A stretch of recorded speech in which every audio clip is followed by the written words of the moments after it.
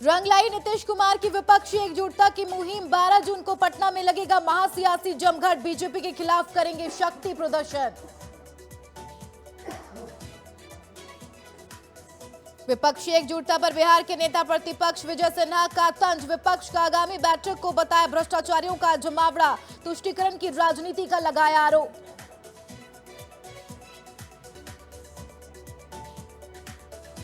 दिल्ली में पहलवानों के खिलाफ कार्रवाई पर भड़के जेडीयू अध्यक्ष ललन सिंह। ट्वीट के जरिए लिखा, चैन की नींद कैसे सो पाती है, पीएम मोदी पर साधा निशाना।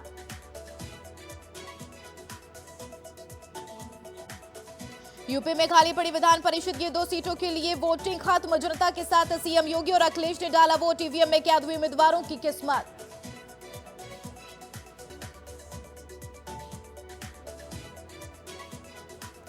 बीजेपी शासित राज्यों के मुख्यमंत्री संघ पीएम मोदी ने की बैठक। सीएम योगी भी बैठक में रहे मौजूद। लोकसभा चुनाव की रणनीतियों पर की गई चर्चा।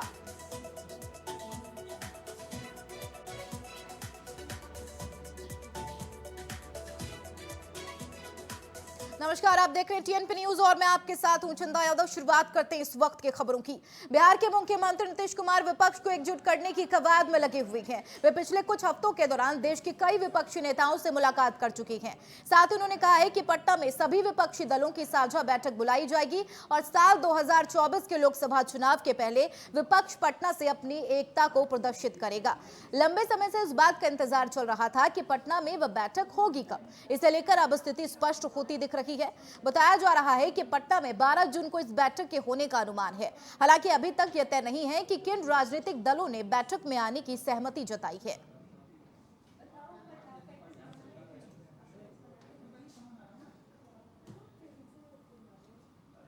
तो रंग लाई नीतीश की पहल और हालांकि जिस तरीके से आगे आगामी चुनाव को लेकर तमाम तैयारियां यहां पर चल रही। विपक्षी दलों की बैठक की तारीख आखिरकार तय होती हुई नजर आई। जिस तरीके से नीतीश का कहीं ना कहीं यह मोटिव है कि तमाम विपक्षी दल जो हैं वो एकजुट हो और लगातार जो है जो सत्ता पक्ष है उसको कहीं ना कहीं चुनौती देते हुए नजर आए। तो और इसी के सिलसिले में लगातार जो है सीएम नीतीश तमाम विपक्षी दलों से बैठक करते हुए नजर आ रही हैं। 12 जून को महासियासी बैठक की बात सामने आई है।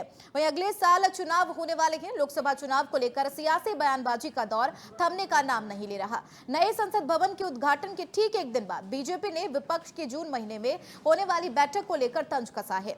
नेता प्रतिपक्ष विजय कुमार सिन्हा ने कहा है कि यह विपक्षी दलों की एकता नहीं, भ्रष्टाचारियों की एकता है। विपक्ष के सभी दल देश की अखंडता और एकता के प्रति गंभीर नहीं हैं। यह सभी तुष्टीकरण की राजनीति में डूब चुके हैं और अपनी अपनी संपत्ति खोने और जेल जाने के डर से एकजुटता का प्रदर्शन कर रही हैं।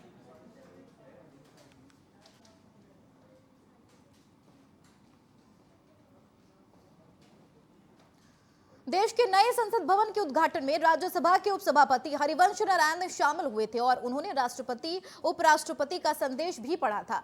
इस उद्घाटन कार्यक्रम में शामिल होने के लिए जेडीयू ने हरिवंश नारायण पर जमीन बेचने का आरोप लगाया है। जेडीयू की ओर से कहा गया है कि हरिवंश ने पत्रकारिता जगत को भी कलंकित किया है। जेडीयू के मुख्य प्रवक्ता नीरज कुमार ने कहा कि हरिवंश नारायण ने अपनी लेखनी और जमीन को बेच दिया है। जहां राष्ट्रपति और उपराष्ट्रपति का अपमान किया हो, उस कार्यक्रम में जाकर आपने तय कर दिया कि पद के लिए जमीर को भी बेचा जा सकता है। हरिवंश नारायण सिंह ने पत्रकारिता जगत को भी कलंकित किया है।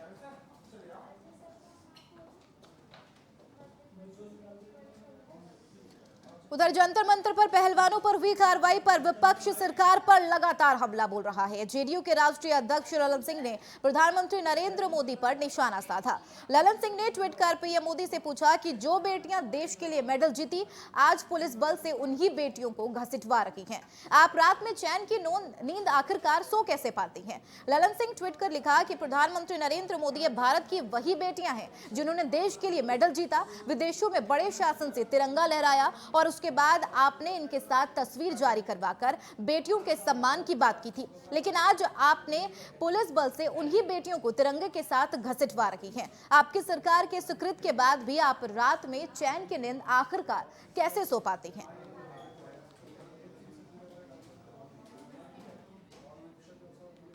बिहार क्रिकेट एसोसिएशन की तरफ से पटना जिले में जूनियर डिवीजन क्रिकेट लीग का शानदार आगाज हुआ है। क्रिकेट संचालन के लिए गठित तदर्थ समिति के तत्वाधान में स्थानीय जगजीवन स्टेडियम में विडल क्लॉथिंग की तरफ से क्रिकेट लीग प्रतियोगिता का आयोजन किया गया। वहीं आपको बता दें, लीग का उद्घाटन मुख्य अतिथि लक्ष्य एजिटेक एलएलपी के निदेशक सीएच सूर्यनारायण राजू, विशिष्ट अतिथि बीसीए के GM cricket operation Sunil Kumar Singh ने दीप जलाकर किया है। दोनों अतिथियों ने खिलाड़ियों से परिचय लिया और क्रिकेट भी खेला।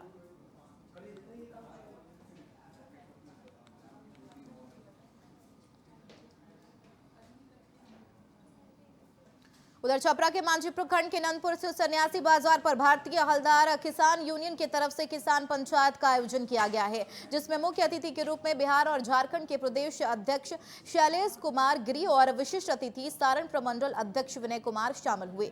इस दौरान किसान नेताओं ने किसानों की कई समस्याओं पर चर्चा कर उनके निदान पर विचार विमर्श किया है। वहीं अपनी 9 सूत्रीय मांगों के सामने भी रखा। वहीं समस्याओं के निदान के लिए किसानों को एक होने के लिए जागरूक किया गया है।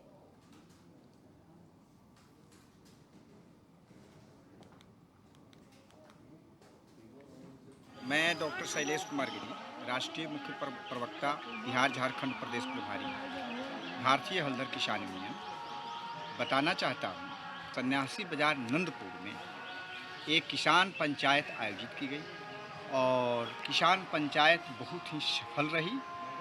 किसानों में हमने जागरूकता देखा और यहाँ पूरे बिहार में और यहाँ हमने कह दिया, ऐलान कर दिया कि संघे शक्ति कलुजुगे, आप लोग साथ आवें।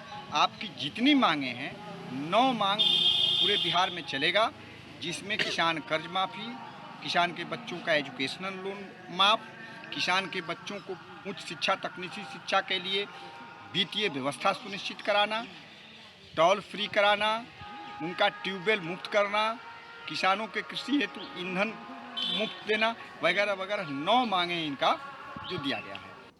कटिहार में महिला बाल विकास निगम की तरफ से माहवारी स्वच्छता दिवस के मौके पर डीएम रवि प्रकाश ने रेड डॉट चैलेंज स्वच्छता रथ को हरी झंडी दिखाकर रवाना किया है। यह रथ जिले में अलग अलग ब्लॉक में जाकर किशोरियों और महिलाओं को माहवारी के समय स्वच्छता बनाए रखने को लेकर जागरूक करेंगे। साथ ही माहवारी को लेकर समाज में कई तरह की भ्रांतियां हैं, उसे भी दूर करेंगे। जिला पदाधिकारी रवि प्रकाश के साथ साथ महिला बाल विकास निगम की पदाधिकारी और कई किशोरी भी इस मौके पर मौजूद रहे। साथ ही साथ किशोरियों और महिलाओं को जागरूक करने के लिए खूबसूरत रंगोली भी बनाई गई और शपथ पत्र पर हस्ताक्षर कर सभी को इस अवसर पर लोगों को जागरूक करने की शपथ दिलाई गई।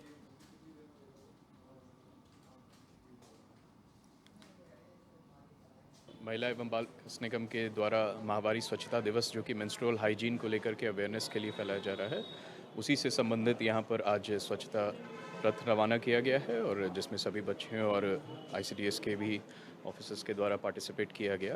ये बहुत ही एक इम्पॉर्टेंट मिशन है और एक सोशल अवेयरनेस की भी एक जद्दोजहद है, जो इससे रिलेटेड टैबू या भ्रांतियाँ हैं उन्हें हमें दूर करना है और किशोरियों में और महिलाओं में स्वच्छ मेंस्ट्रुअल हाइजीन प्रैक्टिसेस डेवलप हो, इसके लिए उन्हें जागरूक करना है।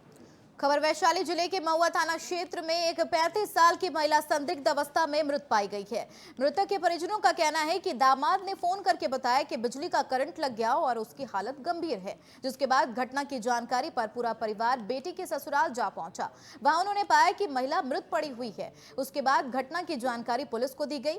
वहीं महिला के ससुराल वाले घर छोड़कर फरार हो चुकी है। पुलिस ने शव को कब्जे में लेकर पोस्टमार्टम के लिए हाजीपुर सदर अस्पताल भेज दिया है।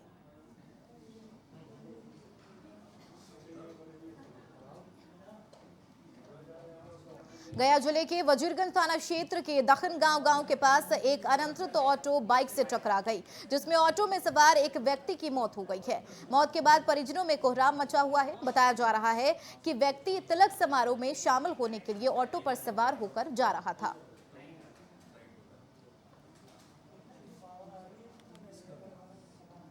उधर नवादा जिले के नहर थाना क्षेत्र के पुनौल गांव में एक विवाहिता ने फांसी लगाकर आत्महत्या कर ली है। घटना के बाद परिजनों में कोहराम मच गया है। बताया जा रहा है कि 2 साल पहले महिला की शादी हुई थी। शादी के बाद पति उसके साथ मारपीट किया करता था, जिसके बाद महिला अपने मायके चली गई। जिसके बाद पति फोन पर उसे धमकी देता था, जिससे तंग आकर महिला ने फांसी लगाकर आत्महत्या कर ली है। फिलहाल पुलिस ने शव को कब्जे में लेकर पोस्टमार्टम के लिए सदर अस्पताल भेज दिया है। छपरा के मशरक थाना क्षेत्र के पिलखी गांव में बंद मकान में अज्ञात चोरों ने 2 लाख की चोरी की घटना को अंजाम दिया है। घटना की जानकारी थाना पुलिस को दी गई। बताया जा रहा है कि घर के लोग दूसरे राज्य में रहते हैं और घर में ताला लगाकर रहते हैं। मकान पिछले 3 महीने से बंद पड़ा है। उन्होंने बताया है कि मकान में चोरी हुए सामान में 4 भाइयों के शादी में मिले बर्तन, कपड़ा और अन्य सामान शामिल है। सामान की कीमत करीब 2 लाख रुपए बताई जा रही है। खबर कटिहार जिले से आ रही है, जहां पर साइबर फ्रॉड गिरोह का बड़ा खुलासा हुआ है, जो देश के अलग अलग राज्यों में फैले अपने नेटवर्क को कटिहार से ऑपरेट कर रहा था। साइबर ठग गिरोह का यह पूरा नेटवर्क बरमसिया लोचन मंदिर के पास किराए के मकान से संचालित हो रहा था। तो वही जानकारी के मुताबिक Haryana Yamunanagar cyber crime police की स्पेशल टीम ने सहायक थाना क्षेत्र पुलिस टीम की मदद से छापेमारी की। Haryana cyber crime police station के सब इंस्पेक्टर नरेंद्र पाल सिंह और सहायक थाना अध्यक्ष आलोक राय के द्वारा की गई संयुक्त छापेमारी अभियान के तहत उस जगह से 12 साइबर ठगों को रंगे हाथों धर दबोचा गया है। छापेमारी टीम ने 30 मोबाइल और 8 लैपटॉप भी बरामद किए हैं।